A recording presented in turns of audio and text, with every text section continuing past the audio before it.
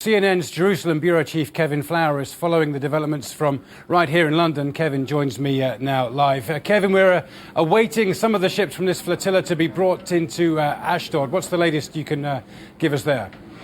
Well, Don, what we know is that 6 of the ships from the flotilla are being towed into the port of Ashdod as we speak. We have a crew there who says they can't see any of them yet, but they are anticipating their arrival soon. Now, the center in Ashdod, the Ashdod port, what they created there, the Israeli army created a sort of detention/processing center. And they did this with some public fanfare last week, computers to process people, medical facilities, etc.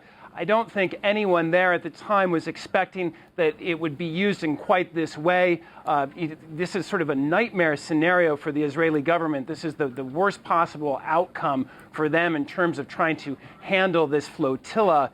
And at this point, the press is outside of the Ashdod port. We will probably not be allowed to have cameras there when they start processing these hundreds of activists that are expected to come into the port, Don.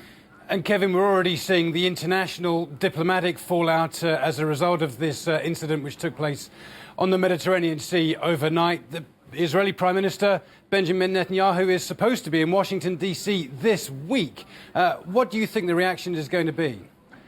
Well, this is really a blow to Israeli Prime Minister Benjamin Netanyahu. He was supposed to be meeting with President Obama tomorrow. This was sort of a make-up meeting for the poor relations that Israel and the United States had suffered in the last few months. This meeting will be overshadowed now by this incident and the diplomatic fallout. A number of ambassadors have been called to be rebuked by governments in Europe.